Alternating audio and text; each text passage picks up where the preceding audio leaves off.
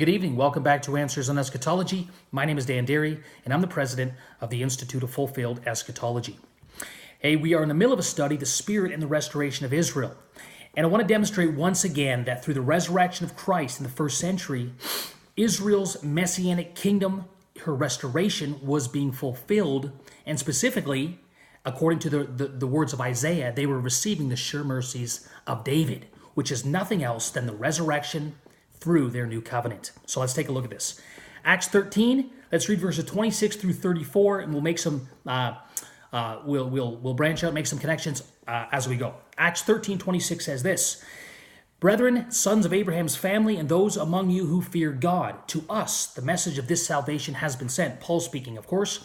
For those who live in Jerusalem and their rulers recognizing neither him nor the utterances of the prophets, which are read every Sabbath, fulfilled these by condemning him. And though they found no ground for putting him to death, they asked Pilate that he be executed. When they had carried out all that was written concerning him, they took him down from the cross and laid him in a tomb. But God raised him from the dead. Verse 31, and for many days he appeared to those who came up with him from Galilee to Jerusalem, the very ones who are now his witnesses. Now, this is interesting because Paul identifies himself as one of the witnesses that Jesus prophesied to come through the pouring out of the Spirit.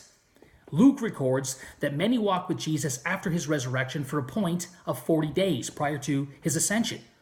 Paul references that in verse 31. And to that group, Jesus said they would receive the Spirit, they would be empowered, and they would preach the gospel to all nations as his witnesses. Paul is one of these witnesses. This is being fulfilled through the power of the Spirit in the first century. But let's go on, verse 32. And we preach. See, here is the Great Commission being fulfilled by Paul. And we preach to you, that is to the people, the good news of the promise made to the fathers. Sound familiar? That is the promise that we saw last video of 2 Samuel chapter 7. The promise of the seed to be raised up to sit on David's throne.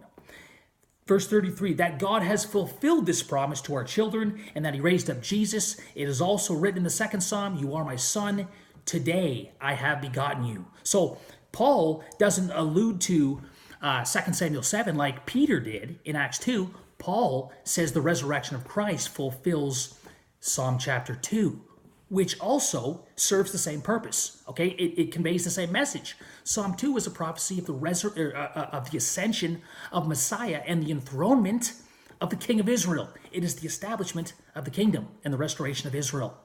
That's exactly what Paul is communicating here. Jesus is fulfilling and has fulfilled Psalm chapter 2, verse 7. But let's go on.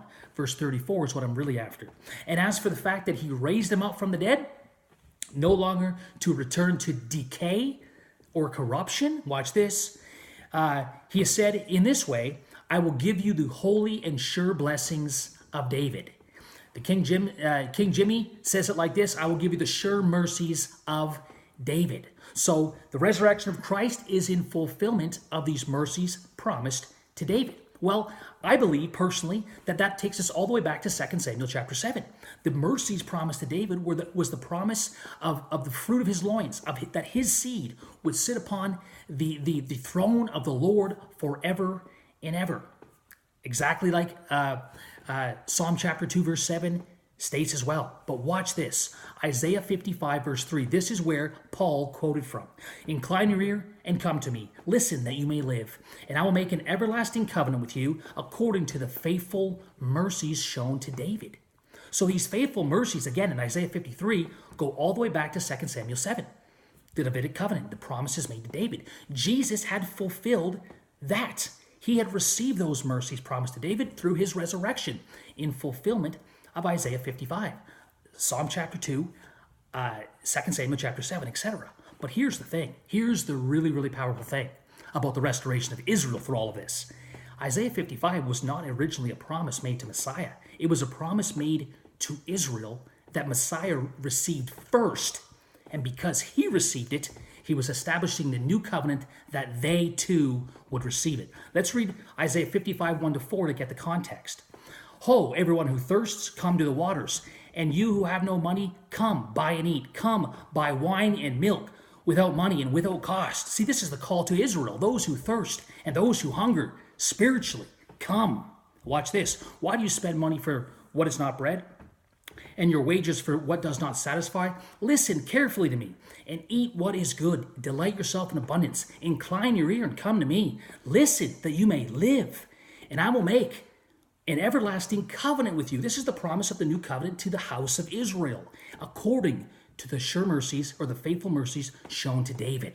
So the promise is to Israel concerning the new covenant that would give them the sure mercies promised to David. In other words, this new covenant would seat Israel on the throne with the seed of David as the restoration of Israel. What's the point of Paul quoting this and applying to Jesus? Jesus was the first fruit to rise from the dead. He was the forerunner of these blessings. And we see that in the next verse. Look at verse 4. Behold, I've made him a witness to the people, a leader and a commander for the peoples. Who's that? That's Messiah. He is the witness. He is the leader. He is the commander for the people. Jesus had been raised up in fulfillment of Isaiah 55 verse 3, which is 2 Samuel 7 and the sure mercies of David. He had received the kingdom. He had been enthroned upon with his Father in the heavenlies, and he had established the kingdom. The promise now was given to Israel. So Paul's point is that if they would receive Christ, if they would receive their Messiah, they too would receive this promise made to David, the sure mercies promised to David. How do I know that? Because it's in the new covenant. Through this new covenant that Christ was establishing, the sure mercies of David that Jesus had already received, they were flowing to Israel, and that was their resurrection, and that was their restoration. Well, that's all we got for tonight. Hope that was a blessing. We'll see you next time on Answers in Eschatology. Bye for now.